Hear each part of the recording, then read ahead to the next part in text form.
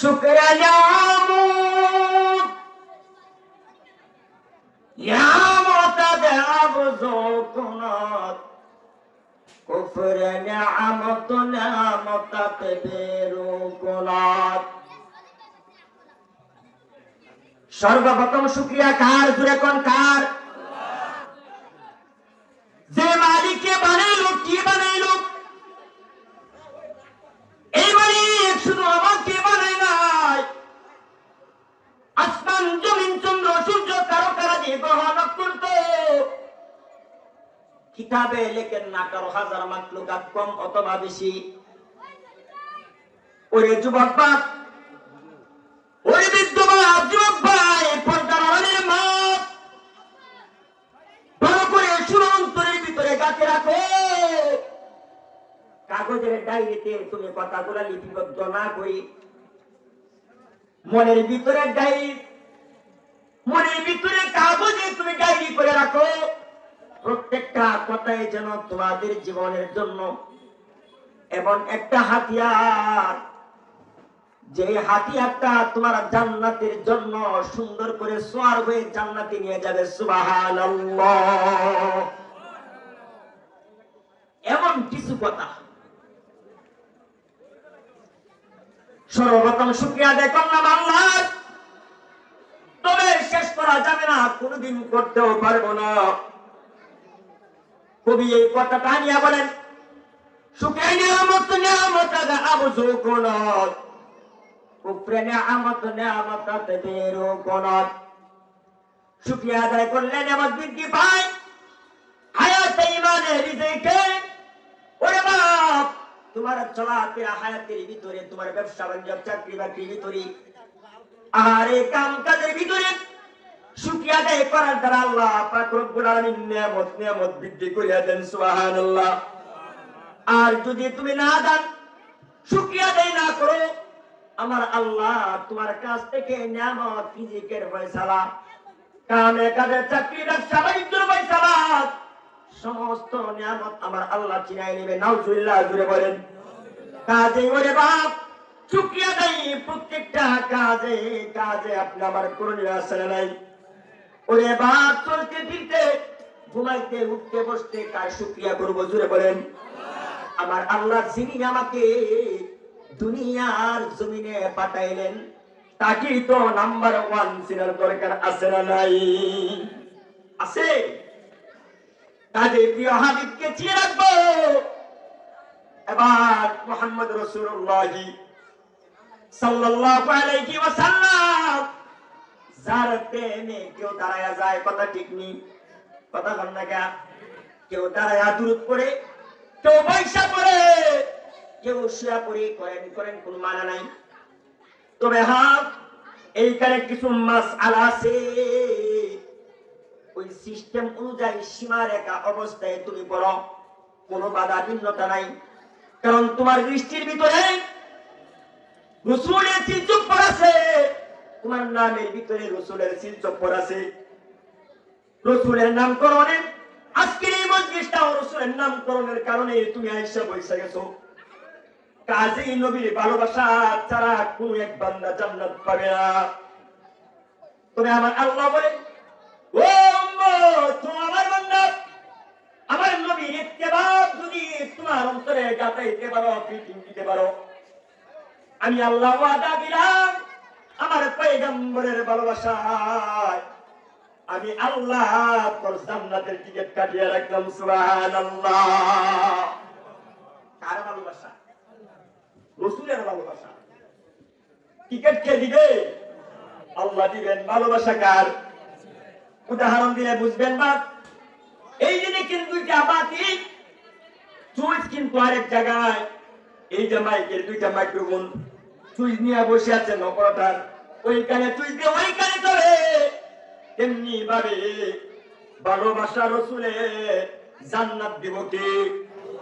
সুইচটা কই মারছে আর জান্নাত কই খাইলাম, দেখছেন নি?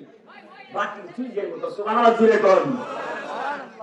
কাজে প্রেমিক না হইয়া কবরে যাওয়া যাবে না।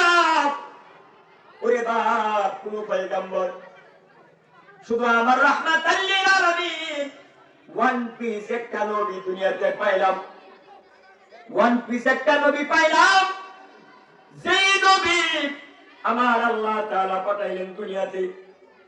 ওরে বাপ, 2 লক্ষ অথবা 1,24,000 পয়গম্বর, বেশি অথবা কম, তাদের ভিতরে ওয়ান পিস একজন নবী। প্রশ্ন থাকলে বলবেন আমাকে, ওরে বাপ আপনি তো বললেন 1 লক্ষ অথবা 2 লক্ষ, কম অথবা বেশি পয়গম্বর দুনিয়াতে প্রেরণ করেছেন, কথা রাইট। তবে তার মধ্যে থেকে একটা নবী ওয়ান পিস, ওই নবীর মতো বাকি নবী নয়। সুবহানাল্লাহ, জুড়ে বলেন। মর্যাদা দিয়ে দিয়া সম্মানী আপনি আমার নবী, সমস্ত নবীদের ইমাম। সুবহানাল্লাহ, জুড়ে কোন। ওরে বাপ, ফিলিস্তিনের ভিতরে, ইসরায়েলের ভিতরে যে মসজিদ নিয়ে এখনো যুদ্ধ চলে, ওই মসজিদে আমার নবী মেরাজের সময় নামাজ আদায় করেছিলেন। ওরে বাপ, ইমাম কে ছিল? জুড়ে কোন। আপনি আমার আখিরুন নবী, যে নবীটা ওয়ান পিস বললাম, ওই নবীজি ইমামতি করলেন, আর সবাই মুক্তাদি। সুবহানাল্লাহ। কুনতুম হাবিবি কাম তানামু, কুনতুম হাবিবি কাম তানামু, আদমু সফিকুল্লাহি লা ইয়ালামু। কুনতুম হাবিবি কাম তানামু, ইব্রাহিম খলিলুল্লাহি লা ইয়ানামু। কুনতুম হাবিবি কাম তানামু, ঈসা রূহুল্লাহি লা ইয়ানামু। কুনতুম হাবিবি কাম তানামু, মুহাম্মাদুর রাসূলুল্লাহি লা ইয়ানামু। কুনতুম হাবিবি কাম তানামু, ইসমাঈল জবিবুল্লাহি লা ইয়ানামু। কুনতুম হাবিবি কাম তানামু, মুহাম্মাদুর রাসূলুল্লাহি লা ইয়ানামু। সুবহানাল্লাহ। ওই বাপন বিস্তরি কেন বললাম? এটা প্রশ্নের একটা জবাব নেন। হয়তো প্রশ্ন কেউ করতে পারেন না, কারণ বুঝেন নাই।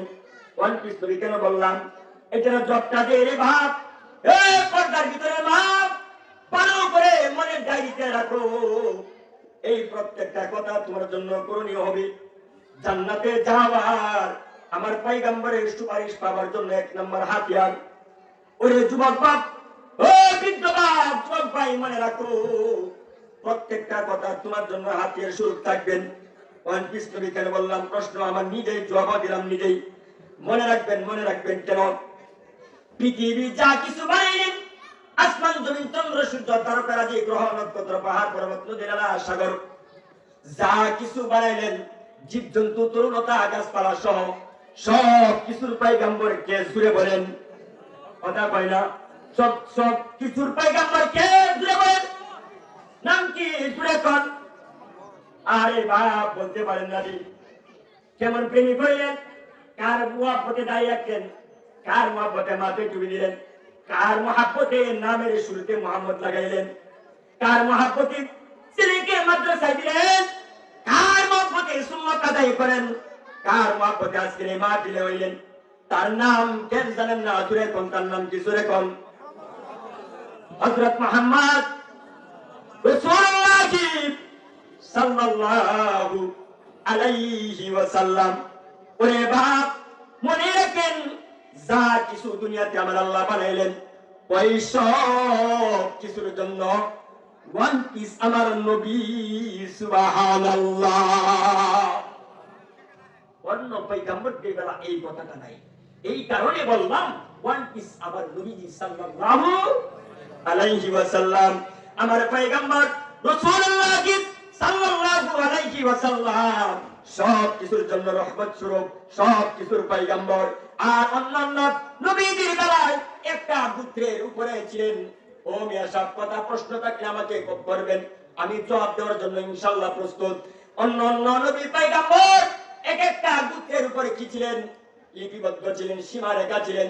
কিন্তু আপনি আমার পয়গম্বর আখিরুন নবী হযরত মুহাম্মদ মুস্তাফা সাল্লাল্লাহু আলাইহি ওয়াসাল্লাম সব কিছুর পয়গম্বর। সুবহানাল্লাহ। এখন কোন কিস্তরি কেন বললাম বুঝছেন তো? আলহামদুলিল্লাহ বলবেন না? ওই নবীর উম্মত হওয়া লাগবে কিনা বলেন? जिसे चाहे तुझे दुनिया की दौलत, जिसे चाहे तुझे दुनिया की दौलत, हमें मुझसे हिदायत करो खुदाया, हमें मुझसे हिदायत करो खुदाया। शरीयत वो तरीक़त हो तमामी, असल में मोहम्मद का उम्मती। शरीयत वो तरीक़त हो तमामी, असल में मौला का गुलामी। তুমি শরীয়তের লোক খাও মানা নাই, মারেবতের লোক খাও মানা নাই, তরিকতের লোক খাও মানা নাই, হাকিকতের লোক খাও মানা নাই। তুমি যে তরিকারই হও না কেন, তবে তোমার উম্মতের যে সিল চপ্পটটা, এটা আমার পয়গম্বরের সিল হওয়া লাগবে কিনা জুড়ে কোন? লাগবে লাগবে লাগবে। শুধু আছে থাকবে, চিরকাল থাকবে এটাই নয়, ওই মৃত্যু পর্যন্ত তার উপরে তোমার অটল থাকা লাগবে। 2 দিনের ভালোবাসা দিয়া নবীর সুপারিশ পাইবেন না। কথা ঠিক না বেটি কোন লাগে? কথা বুঝি বুঝে না, সে না ভালো লাগে বলবে। আমার নবী পয়গম্বর রাসূলুল্লাহ সাল্লাল্লাহু আলাইহি ওয়াসাল্লাম তার পাগল যারা ছিলেন সাহাবায়ে কেরাম, অসংখ্য অসংখ্য সাহাবায়ে কেরাম, আরে তার প্রেমে মজিয়া কুরবান হয়ে গেছেন, কুরবান হয়ে গেছেন। জীবনকে জীবন বলে নাই, জানকে জান বলে নাই, মালকে মাল বলে নাই, আরে বিরন করে দিছে, সারা জিন্দগি বিরন করে দিলেন। ওরে মনোহরপুরের মানুষ, এইখানে বলেন কে কি দিছেন বলেন, কি দিলেন বলেন? নাই নাই। জীবনের পিছন দেখতে কিনিয়া এখন পর্যন্ত, বর্তমান সময় পর্যন্ত যদি হিসাব করে দেখেন, আরে 60 থেকে 40 বছর, 30 বছর, 20 বছর, 25 বছর জিন্দেগির ভিতরে নবীর একটাও ভালোবাসা সঠিকভাবে দিতে পারেন নাই। কুইজা কুইজা নিজে নিজে দেখেন। কাজে রে বাপ কেমনে বলবেন নবীর উম্মত? আপনি আমারে হক নিয়া খুব গোয়াবিরা করেন। যিনি এই জায়গায় শুয়ে আছেন, ওনার নাম কি বলেন তো দেখি? কি নাম? দরবেশ তো নাম না, আসল নাম নাই, কোনো মুরব্বী নাই। কি নাম? মোহাম্মদ হযরত আলী। হযরত আলী সাদর বেশালী। ওরে বাপ কতদিন হইছে ঘুমাইলো? কার প্রেমে ছিল ঘুরে, কোন কার প্রেমের মগ্ন? রাসূলের প্রেমের মগ্ন। কথা ঠিক নেই। ওরে বাপ তার প্রেমে মগ্ন শুধু একটা সাধারণ উদাহরণ। সাহাবায়ে কেরাম পর্যন্ত গেলাম না, তাবিঈর যুগ গেলাম না, তবে তাবিঈনের যুগ পর্যন্ত গেলাম না। আর আকাবিরদের দিকে তাকাইলে, তাদের ইতিহাস দিকে তাকাইলে বোঝা যায় আমার নবীর প্রেম ভালোবাসা তাদের ভিতরে কেমন ছিলেন। ছোট্ট একটা ঘটনা বলবো, এই ঘটনা থেকে অনেক কিছু নিতে পারবেন। আরে বাপ কেমন মহব্বত আর কেমন সাহস!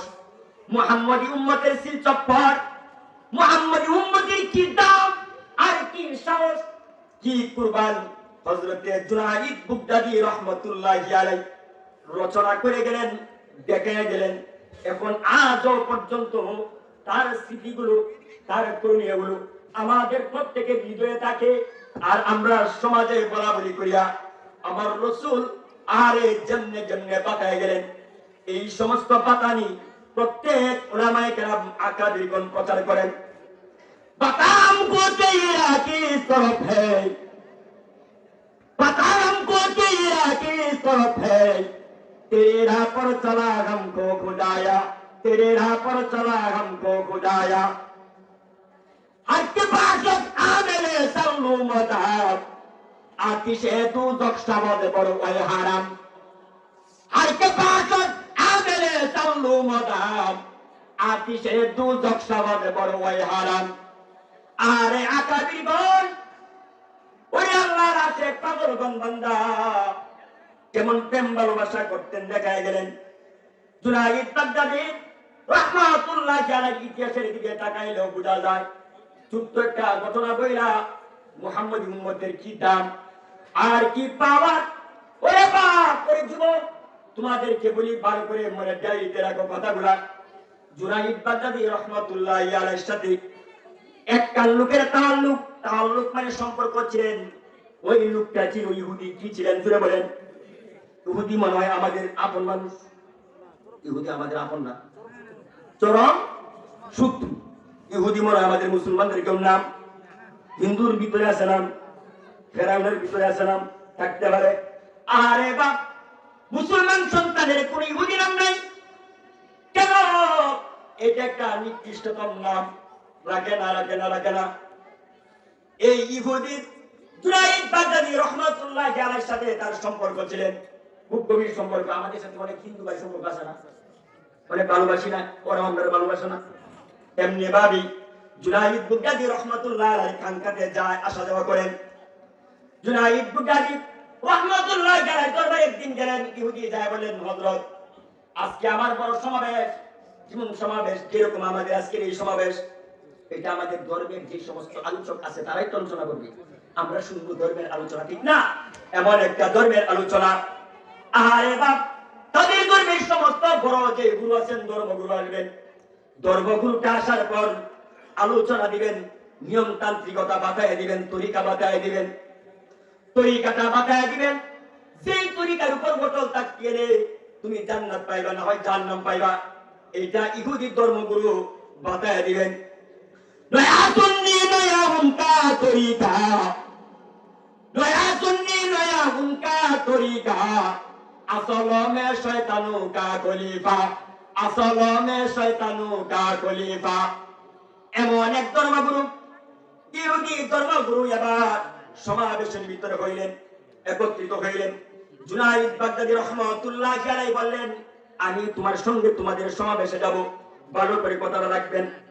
বলল, না হযরত আপনি কি নেওয়া যাবে না? ওই কেন আমাকে নেওয়া যাবে না? ওই যদি আমাদের ইহুদি সম্প্রদায়ের লোক আপনাকে দেখে যে আপনি মুহাম্মদীর লোক, কথা ভালো করে খেয়াল করবেন, আপনি মুহাম্মদীর লোক, তাহলে আপনাকে হত্যা করবেন। ওই কেন? তোমার যে লেবাস, তোমার যে বাপ, আমি সে বাপ দইরা যাবো। কই বানতেছে না, যাই বল জুনাইদ সাহেব, যাই বল। ঠিক আছে, যান। গেলেন, যাওয়ার পরে এই প্যান্ডেলের একবারে কিনারে, মসজিদের কিনারে, ওই যে দেখেন যুবক ভাইরা যেমনি দাঁড়ায় রয়েছে, এমনি দাঁড়ায় রয়েছে কে? হযরত জুনাইদ বাগদাদী রহমাতুল্লাহ আলাইহি এমনি দাঁড়ায় রইলেন। এবার ধর্মের আলোচক, তার জবান বন্ধ, কোনো কথা আসে না। কথা কানা কি আসে না? আল্লাহু আকবার, আসতে না জুড়ে, ওরে বাপ, আল্লাহু আকবার, আসতে না জুড়ে। লক্ষ লক্ষ, 10,000 মানুষ বা 10 লক্ষ মানুষের মতো একটা সমাগম।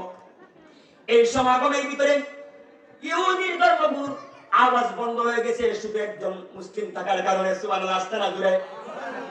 আরে বাপ, একজন মুসলমানের কারণে 10,000 শক্তির সাথে অথবা একজন ধর্মগুরুর আলোচনা বন্ধ হয়ে গেলেন। এবার ধর্মগুরুকে বললেন, আপনি চুপ কেন? ওই আমাদের মসজিদের ভিতরে একজন মুসলমান প্রবেশ করেছে। সুবহানাল্লাহ, আসতে না জুড়ে। যাই না সে ধর্মগুরু জানছে যে মুহাম্মদের লোক একটা প্রবেশ করছে। আলহামদুলিল্লাহ, এই পর্যায়ে এবার ধর্মগুরু প্রবেশ করার পর বলল, তাকে ধরে নিয়ে আসো। কিন্তু ইহুদি সম্প্রদায়ের লোকেরা বলেন, কেন আসবে আমাদের মসজিদে? তারে পাওয়ার সাথে সাথে হত্যা করা হবে। না, ধর্মগুরু বলেন তাকে হত্যা করা যাবে না, সুন্দর করে আমার কাছে ধরে নিয়ে আসো।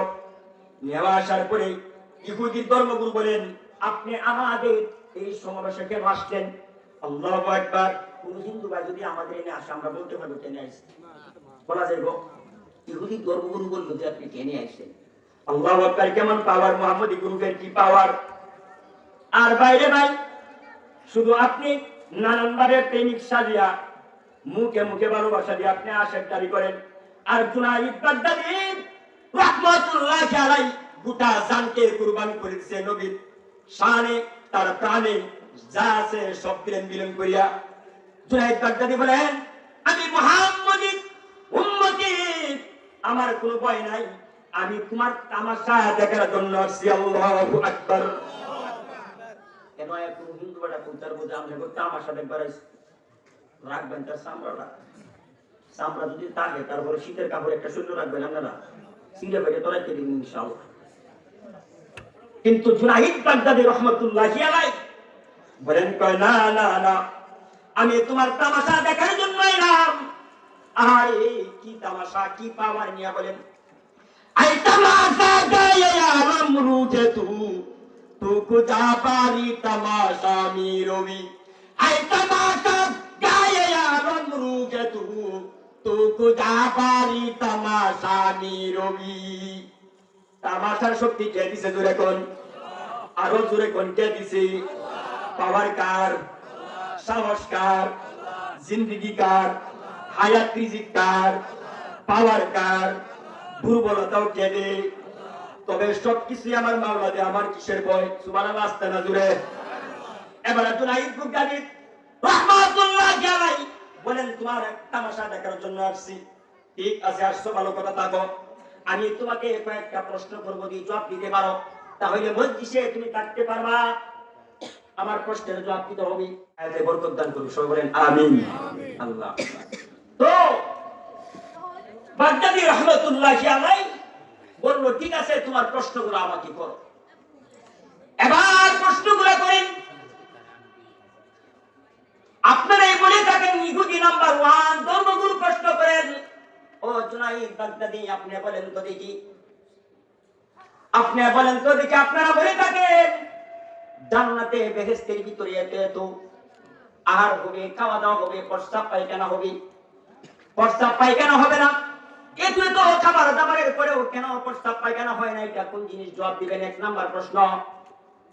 2 নাম্বার প্রশ্ন করলেন, বেহেশতের ভিতরে এমন একটা বৃক্ষ আছে, এমন একটা গাছ আছে, যে গাছটা সমস্ত ঘরের উপরে ছায়া পড়ে। কয় নাম্বার প্রশ্ন? কথা কন না, কয় নাম্বার? 3 নাম্বার প্রশ্ন, বেহেশতের ভিতরে এত নিয়ামত আহার করার পরে, ব্যয় করার পরেও কেন কমতি হয় না? কয় নাম্বার প্রশ্ন? এই 3টা প্রশ্ন করলেন কাকে? জুনাইদ বাগদাদি রাহমাতুল্লাহি আলাইহি প্রশ্ন করলেন। এবার হযরত জি আস্তে আস্তে, ঠিক আছে আলহামদুলিল্লাহ, প্রশ্ন শেষ নি? ধর্মগুরু বলেন, জি, প্রশ্ন এবার শেষ। এবার প্রশ্নের জবাব আস্তে আস্তে জুনাইদ বাগদাদি রাহমাতুল্লাহি আলাইহি দেওয়া শুরু করলেন। নাও, তোমার প্রশ্নের জবাবগুলো তুমি শুনে নাও। নাম্বার 1 প্রশ্ন কি ছিলেন? বেহেশতের ভিতরে এত খাবার দাবার হয়, এত আর হয়, তারপরেও প্রস্রাব পায়খানা হয় না। আল্লামা জুনাইদ বাগদাদি রাহমাতুল্লাহি আলাইহি জবাব দেন, ওই মার গর্ভে সন্তানে এত খাবার খায়, তার তো প্রস্রাব পায়খানার প্রয়োজন হয় না। সুবহানাল্লাহ। জবাব পাইছেন? 2 নাম্বার, আগে তো সরাহাতান বলে শেষ করতেছি, হুজুর আছে তো প্রশ্ন দিতেছে। 2 নাম্বার প্রশ্ন করেছিলেন এমন একটা বৃক্ষ, যে বৃক্ষটা জান্নাতের ভিতরে, বেহেশতের বৃক্ষটা সমস্ত ঘরের উপর ছায়া পড়ে। এই বৃক্ষটা কি? এবার হযরত জি জবাব দেন, বৃক্ষটা হলো সূর্যের আলো, যে আলোটা প্রত্যেকটা ঘরের উপর পড়ে। সুবহানাল্লাহ। 3 নাম্বার প্রশ্নের জবাব দেন, আরে বেহেশতের ভিতরে এত নিয়ামত আহার করার পরও কেন কমতি হয় না? এটা আবার কি? জবাব দেন, ওইটার উত্তর হইল আল কোরআনুল কারীম। সুবহানাল্লাহ। ওই কোরআন কেউ তালাওয়াত করে, এই কোরআন দিয়ে কেউ ফু দেয়, পানিতে উতার বানায়, আহারে এই উতার দ্বারাই অনেকেই উপকৃত লাভ করেন। এই কোরআনুল কারীমের খতম পড়ানো হয়, অগণিত তেলাওয়াত করা হয়, অগণিত উপকার করা হয়, তারপরেও তার কোনো কমতি হয় না। সুবহানাল্লাহ।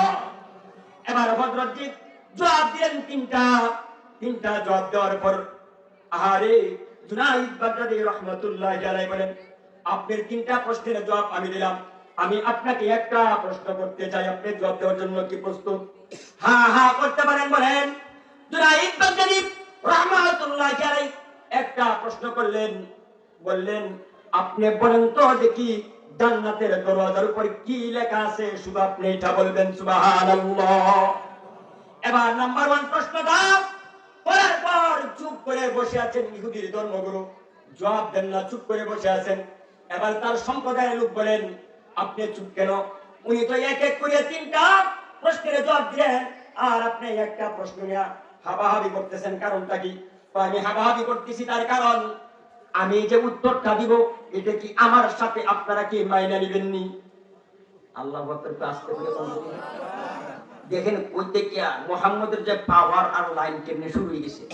আরে এবার এই কথাটা নিয়ে যখন তারা যখন করলেন, কথা বললেন, এবার বললো, ঠিক আছে আপনার কথাটা মাইনা নিব।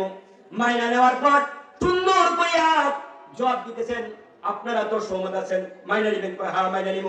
এবার সুন্দর করে ইহুদের ধর্মগুরু বলেন, ওই জান্নাতের দরওয়াজার উপর লেখা আছেন লা ইলাহা ইল্লাল্লাহু মুহাম্মাদুর রাসূলুল্লাহ। সুবহানাল্লাহ।